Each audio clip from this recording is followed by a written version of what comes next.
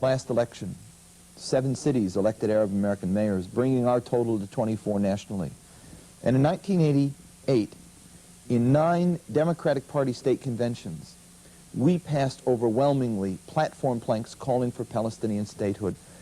They were passed with leadership by Arab Americans, but with cooperation progressive Jews.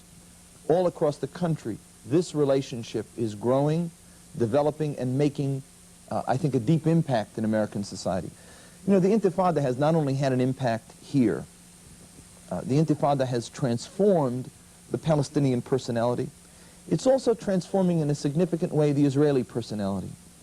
It is having simultaneously an impact in America, not only on the American psyche. The public opinion polls are dramatic in showing new support for Palestinian rights and new questioning about the U.S. relationship with Israel. At the same time, they're inspiring Arab Americans and progressive Jews, blacks, church leadership, Latinos, and a whole array of constituencies around the country to work harder for Palestinian rights and to change American policy on the Middle East. We have been winning, and I think we will win. You know, I want to just add something here, and that is that there is a myth, if you will, and a misperception about the power of Jews and their capabilities in America. We've accepted that myth historically. We allowed them to define themselves as more intelligent than we, more competent than we, more able to win than we.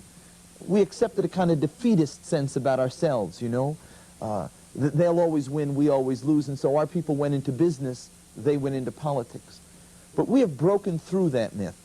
We are showing that Arab Americans are every bit as intelligent as Jewish Americans, every bit as competent as Jewish Americans, every bit as able to win in politics as Jewish Americans. And as we gain confidence, the natural skills and the ability, the sense of organization we have, we're no less capable of being organized than Jews. We are doing it every day, and we're winning every day and making deep inroads all across the country. Today they have control of the Hill, but even their control of Capitol Hill is rather flimsy. They have big money that they spend and have fear on their side. Some politicians are afraid of them.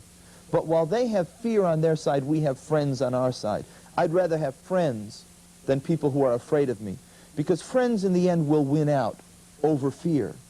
We're winning friends and breaking through the fear that they have used to control the Hill for too many years.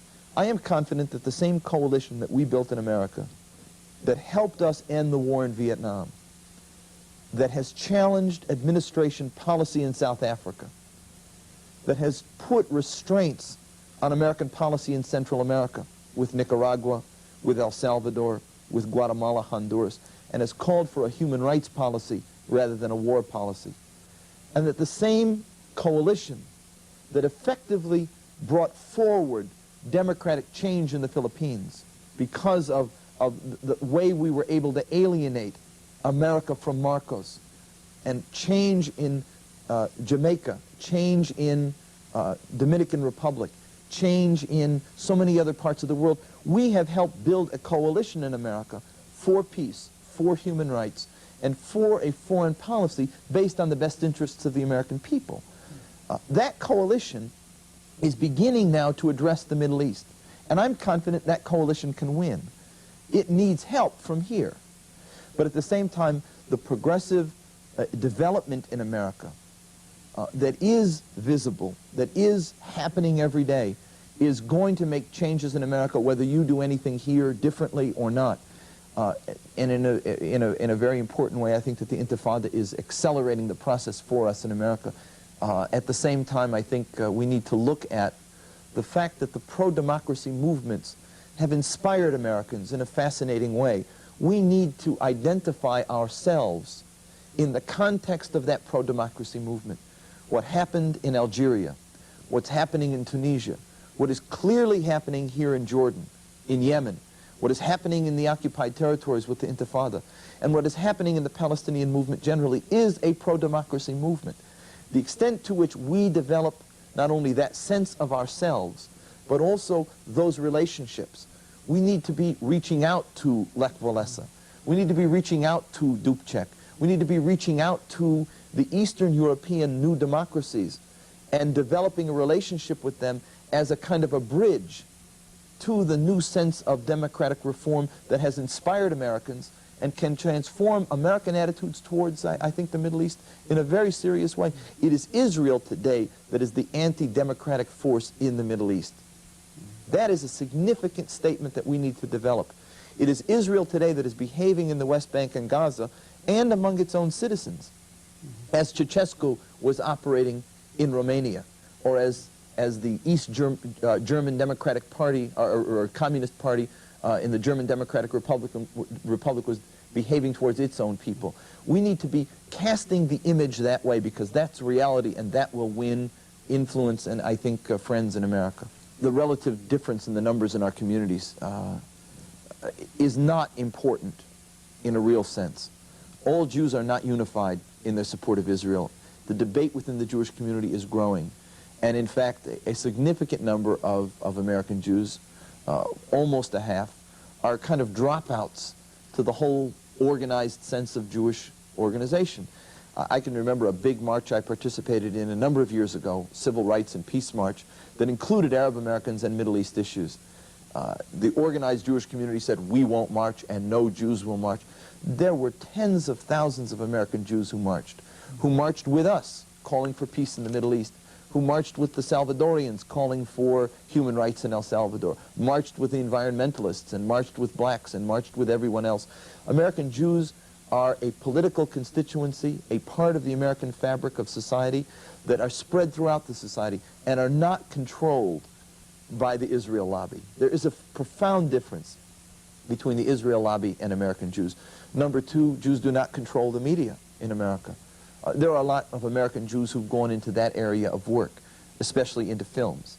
But we find that the press in America is a democratic press. When we have a good story, they report a good story. The Intifada was a good story and still is a good story.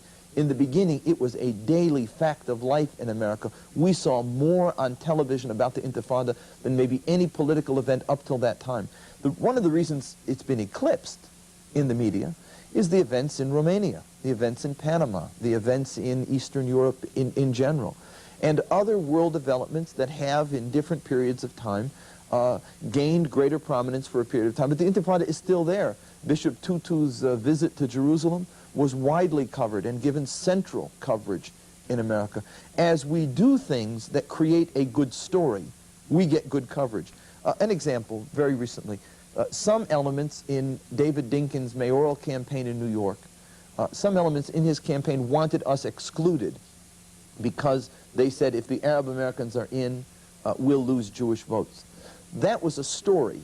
Our protest against that and our work to get into that campaign was a story for 5 solid days in the New York City news media. We became a central issue in New York because some people tried to exclude us. So there isn't control. We have an ability to move.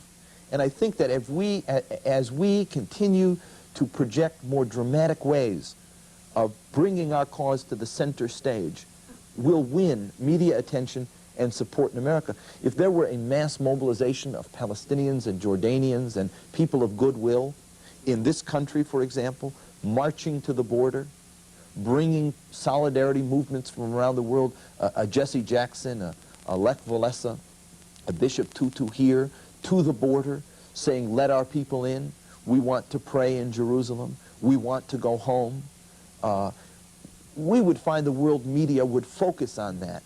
It would become the Wenceslas Square or the Berlin Wall of the 1990 era.